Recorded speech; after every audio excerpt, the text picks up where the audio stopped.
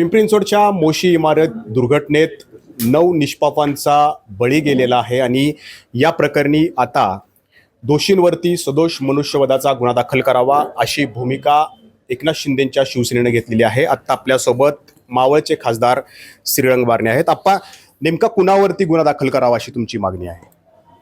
मोशी कचरा दुर्घटनेमध्ये खरं तर पूर्णतः महापालिका प्रशासन जबाबदार आहे आणि म्हणून प्रशासनाने ज्यांच्यावरती जबाबदारी सोपवली ते पर्यावरण विभागाचे प्रमुख संजय कुलकर्णी मुख्यतः याच्यामध्ये दोषी ठरतात।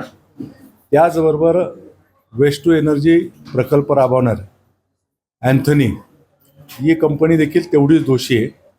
त्यामुळं 9 निष्पाप नागरिकांना जे कर्मचारी म्हणून त्या ठिकाणी काम करत होते त्यांना खऱ्या अर्थानं न्याय द्यायचा असेल तर या संपूर्ण प्रकरणाची सखोल चौकशी माननीय आयुक्तांनी केली पाहिजे। आयुक्तांनी बचावात्मक भूमिका न घेता जो दोषी आहे त्याच्यावरती कारवाई केली पाहिजे की जेणेकरून दुसऱ्यांदा असा प्रकार घडू नये। परंतु अप्पा, पहिल्या दिवसापासून आयुक्तांची भूमिका जी आहे ती कंत्राटदाराला वाचवण्याची, संबंधित अधिकारी ज्यांचं नाव तुम्ही घेताय संजय कुलकर्णी यांना वाचवण्याचीच भूमिका दिसते। कारण ज्या दिवसापासून ही घटना घडलेली आहे ते म्हणतात की यामध्ये कुणाला दोषी धरता येणार नाही, कुणावरती कारवाई करता येणार नाही, गुन्हा दाखल करण्याची वेळ पडणार नाही।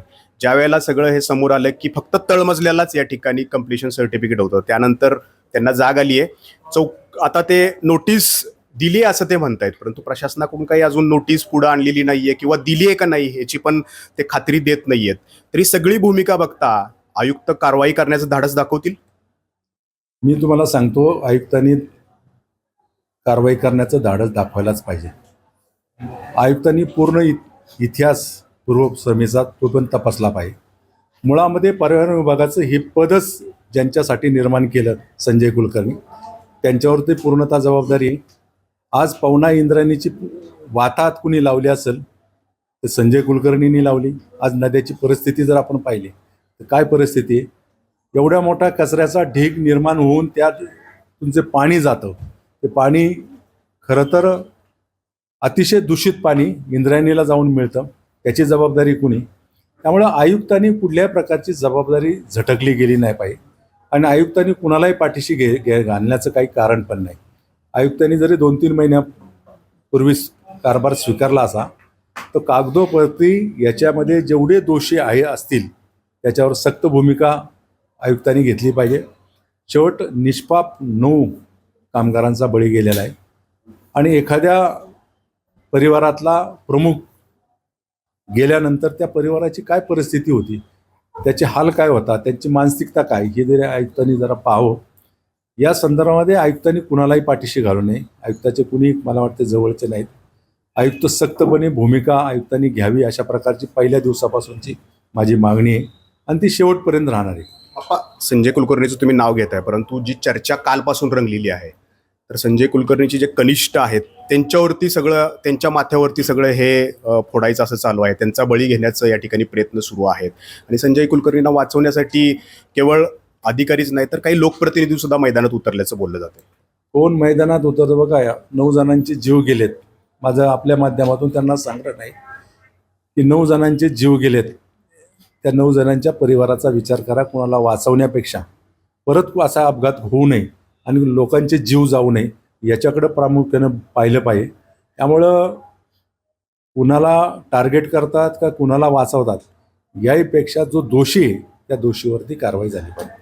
अप्पा, पुढचा एक प्रश्न असा आहे की जर आता चौकशी समिती लावले म्हणतायत, हे फार्स पण ठरू शकतं, कारण आत्तापर्यंतचा प्रवीण जैन यांचं जर आपण उदाहरण घेतलं तर ते तसंच फार्सच ठरलेलं होतं।